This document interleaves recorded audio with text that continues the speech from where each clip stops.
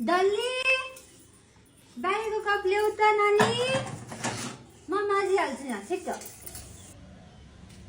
पक्नुस् न यहाँ खाइसकेको छैन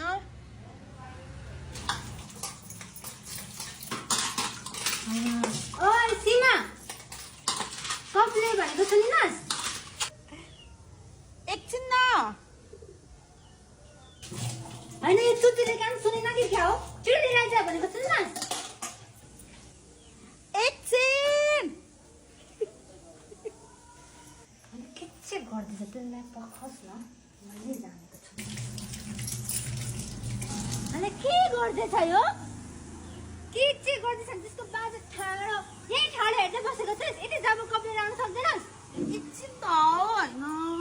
के को एकछिन बसेको बेला यही मोबाइल हेर हिहा गर भयो के अब किताब चाहिँ बोक्नु छैन फेसबुक हेर्दै बस्छ बुक हेर बुक